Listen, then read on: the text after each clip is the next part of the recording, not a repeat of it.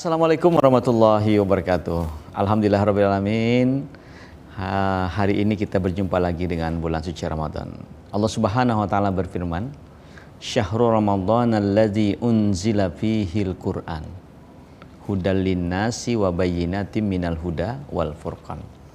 Sering kita hafal ayat ini, yaitu yang artinya bahwa Syahrul Ramadan, bulan suci Ramadan itu adalah bulan diturunkannya Al-Quran.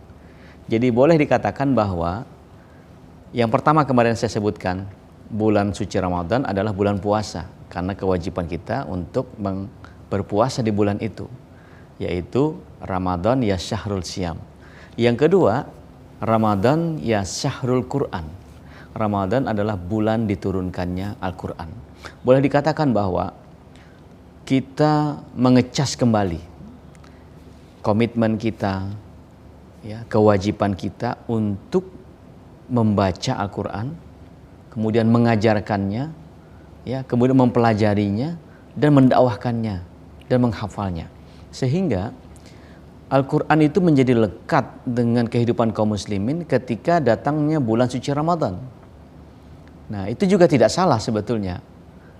Ya, jangan sampai bahwa setiap kita datang bulan suci Ramadan, berarti ini Qur'annya diambil.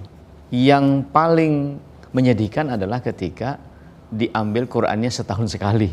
Nah, itu yang menyedihkan. Padahal Al-Quran adalah surat perintah harian. Surat perintah harian bagi orang-orang yang beriman. Nah, jadi orang yang berpuasa kemudian menambah ibadahnya dengan qiyamul lail, dengan tarawih, dengan membaca Quran, bertadarus Al-Quran, kemudian qiraatil Quran, itu adalah perilaku yang paling utama di bulan suci Ramadan. Sehingga 17 Ramadan nanti sebagai nuzulul Quran, peringatan diturunkannya Al-Quran, itu hanya sebagai sebuah peringatan. Tetapi bahwa selama sebulan itu kita berinteraksi dengan Al-Quran, itulah yang diinginkan. Jadi kalau tahun yang lalu kita belum bisa menghatamkan Al-Quran, maka tahun ini bertekad bulat kuat, ayo khatamkan Qur'annya selama sebulan ini.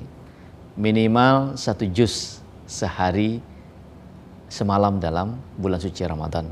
Kita membaca Al-Quran. Karena interaksi kita dengan Al-Quran semakin intens, maka insya Allah iman dan takwa kita semakin meningkat.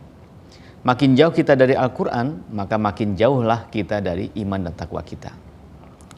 Sehingga dalam sejarah disebutkan bahwa dalam satu rapat parlemen di Inggris di awal tahun 1900-an ketika kaum muslimin dijajah oleh para kolonialisme, menyebutkan bahwa satu ketika ada rapat sidang di parlemen Inggris, disebutkan bahwa seorang anggota DPR-nya itu, anggota parlemen itu kemudian mengangkat Al-Quran. Disebutkan bahwa kita tidak akan bisa mengalahkan, menundukkan kaum muslimin. Kita tidak bisa mengalahkan negeri-negeri jajahan kita yang mayoritas kaum muslimin itu selama mereka berpegang kepada Al-Quran ini. Nah, tiba-tiba setelah mendengarkan di mimbar berucap begitu, anggota parlemen ini, ada anggota parlemen lain datang menghampiri yang sedang berbicara dan naik ke podium. Diambillah Quran itu, dicabik-cabiklah Al-Quran itu. Oh, rupanya ini yang menyebabkan kita tidak bisa mengalahkan jajahan-jajahan kita. Ternyata setelah dicabik-cabik, mereka ketawa. Kenapa? Yang saya maksudkan bukanlah mencabik-cabik lembaran-lembaran di dalam Al-Quran, kitab ini. Yang kumaksudkan adalah bagaimana mencabik-cabik Al-Quran dari hati, jiwa dan pikiran kaum muslimin.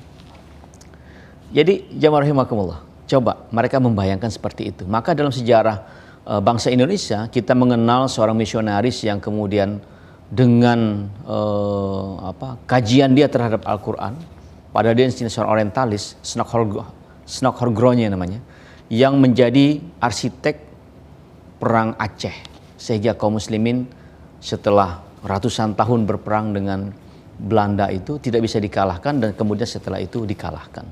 Kenapa? Karena ada seorang Snokhorgronya yang dikenal dalam sejarah bangsa Indonesia yang berpenampilan seperti ulama, padahal dia adalah orang yang menghancurkan umat Islam.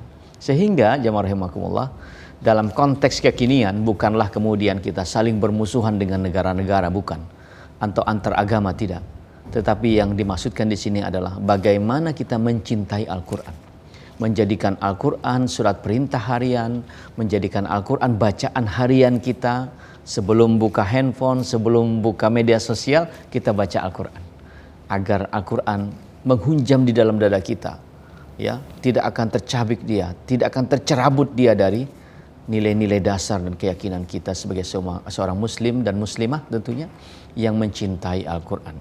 Mari kita cintai Al-Quran dengan membacanya setiap hari.